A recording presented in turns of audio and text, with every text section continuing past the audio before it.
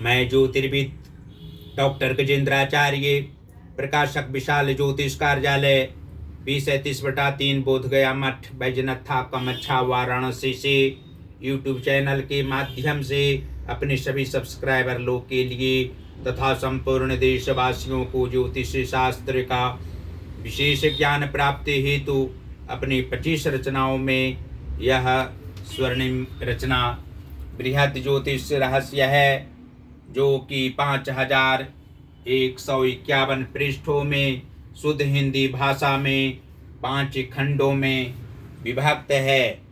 इस ज्योतिष महाग्रंथ बृहद ज्योतिष राशि को इतने कलम अर्थात 525 कलम से मेरे द्वारा रचना हुई है।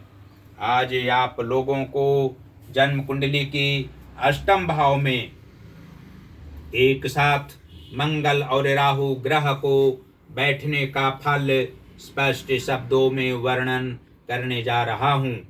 जन्म कुंडली की अष्टम भाव में मंगल और राहु के मेल से जातक हृदय से कठोर नहीं होते हैं।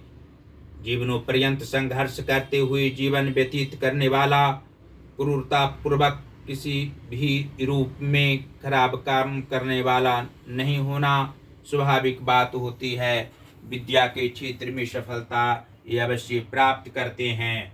साथ ही अधार्मिक एवं असत्य बोलने वाला जातक नहीं होते हैं और माता का भक्त अवश्य ही होते हैं। यह जातक अपने जीवन में अपने परिवार के लिए बहुत कुछ करने वाले होते हैं। मंगल के कारण कभी कभी यहाँ जातक को आत्मिक सुख भी प्राप्त, मानसिक तनाव के मध्य में नहीं होना भी स्पष्ट है। सारे मनोरथ पूर्ण हो सकते हैं यदि राहु की शांति शिव मंदिर में कराकर और मंगल का व्रत प्रेम पूर्वक पत्नी के साथ रखें। अष्टम भाव का मंगल और राहु जातक को अपने स्वाभाविक गुण से क्रूरता यहाँ अवश्य प्रदान करने वाला भी होता है। इसी के कारण शांति का माहौल बना रहता है। कठोर हृदय होने से किसी की बातों पर ध्यानाकृष्ट उचित नहीं हो पाना जातक को बाद में दुखदायी एवं चिंता का विषय बन जाता है। आत्मग्लानि होने के साथ साथ पश्चाताप भी इन्हें होता है। आयु पर्यंत सुहृद जन भी जातक पर कदापि विश्वास किसी भी स्थिति में नहीं करते हैं। जीवन की तीनों मुख्य अवस्थाओं में खराब संग के प्रभाव से सभी प्रकार के कष्ट व दुख की सामना इन्हें जीवन के उत्तरार्ध भाग में करनी पड़ती है और साथ ही किसी भी काम करने पर इनको अपयश जीवनों पर्यंत लगता ही रहता है। आप लोगों के संज्ञान में यह अवश्य जानकारी हम देना चाहते हैं कि जन्म कुंडली के लाभ भाव के स्वामी बुध ग्रह हूँ और विद्या व संतान भाव के स्वामी बृहस्पति हूँ तो अष्टम भाव स्थित मंगल और राहु के प्रभाव से जातक को अपनी इच्छाओं के अनुसार कार्य करने की इच्छा रहा करती है। ये किसी जन की बातों को सुनते अवश्य हैं लेकिन अपनी इच्छा की बातों को ही करने वाले होते हैं। मानसिक तनाव में भी खराब काम करने वाले नहीं होते हैं। उचित बातों पर ही आगे आगे बढ़ने वाले होते हैं। सभी की रक्षा करने वाले होते हैं। सभी जनों को हृदय से प्यार करने वाले होते हैं। संतान सुख इन्हें प्राप्त होता है। पुत्र सुख अवश्य होता है। और जन्म कुंडली के कर्म भाव के स्वामी सूर्य ग्रह हों तथा मातृभाव के स्वामी शनि ग्रह हों तो अष्टम भाव स्थित मंगल और राहु के प्रभाव से जातक को कर्म करने में किसी भी प्रकार की परेशानी नहीं होती है। जीवन के उत्तरार्ध भाग में मुख्य रूप से वृद्धावस्था में भी कर्म करने की उत्सुकता इनमें बनी हुई रहती है। कर्मनिष्ठ विचारों से युक्त रहा करते हैं। मानसिक तनाव में भी कार्य करने वाले होते हैं। सभी पर दया करने की इनको अवश्य ही इच्छा रहा करती है। ये अंदर से कठोर प्रवृत्ति के नहीं होते हैं लेकिन बाह्य रूप से कठोरता अन्य जनों को दिखाई पड़ती है, लेकिन ये प्रसन्न करने वाले ही किसी व्यक्ति को होते हैं, मातृ सुख नहीं प्राप्त होता है। माता की भावनाओं का सम्मान सभी अवस्थाओं में करने वाले होते हैं। तेज मस्तिष्क की इनकी माता होती हैं और पुरुषार्थ की भावनाओं में अवश्य ही भरी हुई रहती है।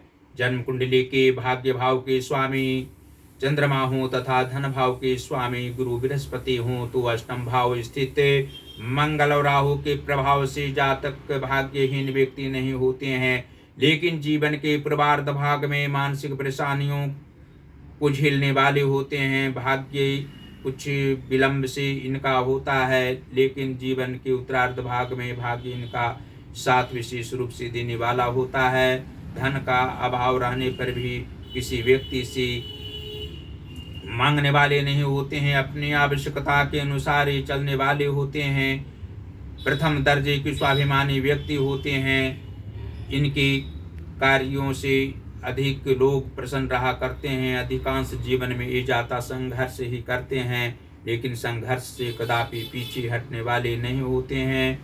और अंत में यह आप लोग जान सकते हैं कि नीच भावों में यदि शुभ ग्रह बैठे हों और उच्च भावों में यदि पाप ग्रह बैठे हों तो अष्टम भाव स्थित मंगल और राहु के प्रभाव से जातक को मानसिक कष्ट किसी भी रूप में ना हो, शारीरिक कष्ट की सामना न करने पड़े और आर्थिक तंगी भी नहीं हो, इसके लिए अवश्य ही भगवान विष्णु की आराधना करने से मनोवांछित फल प्राप्त हो सकता है। भगवान राम और कृष्ण की भी आराधना जातों को अवश्य ही करनी चाहिए। प्रत्येक मंगलवार को हनुमान जी की आराधना करने से सभी प्रकार के सांसारिक सुख अवश्य प्राप्त होंगे और राहु की शांति भी अवश्य करा देनी चाहिए। ओम राम राहवे नमः इस मंत्र का 27,000 जाप करा देने से जीवनों पर्यंत शारीरिक कष्ट नहीं होगा, सांसारिक सुख प्राप्त होना स्वाभाविक बात होगी। और अंत में फिर आप लोगों से यह ज्योतिष महाग्रंथ बृहद ज्योतिष रहस्य को अपने अपने घर परिवार में मंगवाने के लिए अवश्य कहेंगे। इसको अवश्य ही पुस्तकालय, महाविद्यालय, विश्वविद्यालयों में रखने से सभी प्रकार के जातक इसका अध्ययन करेंगे और सांसारिक सुख अवश्य ही प्राप्त करेंगे। जो इसमें निदान किया गया है सांसारिक सुख प्राप्त करने हेतु सभी प्रकार की बाधाओं से मुक्त दिलाने के लिए हिंदी भाषा में जो उपचार किए गए हैं, सभी उपचार को यहाँ पर वर्णन प्रेम पूर्वक हम किए हैं। इसका अध्ययन आप लोग अवश्य ही करें और सांसारिक सुख ज़्यादा प्राप्त करना हो तो इसका पूर्ण अध्ययन 5 खंड ज्योतिष महाग्रंथ को मंगवा कर आप लोग करें। आप लोग सदैव अपने परिवार परिजनों के साथ मिलकर हमारी सभी रचनाओं का अध्ययन करते रहें। देवाधिदेव महादेव भगवान शिव की आराधना भी नित्य दिन करते रहें, हनुमान जी की आराधना करते रहें। आप लोगों पर असीम कृपा देवाधिदेव महादेव श्री काशी विश्वनाथ जी की बनी हुई रहेगी। माता अन्नपूर्णा जी की भी कृपा निश्चित रूप से बनी हुई रहेगी। आप लोग हमारी सभी वीडियो को लाइक करते रहें और शेयर करते रहें। ज्योतिष महाज्ञान जो हमारा चैनल है उसको सब्सक्राइब करते रहें। आप लोग सदैव स्वस्थ रहें, प्रसन्न रहें।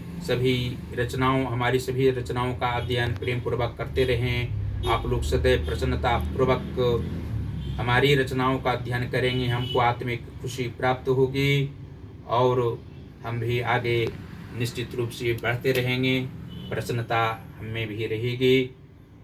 इसी शुभकामनाओं के साथ धन्यवाद।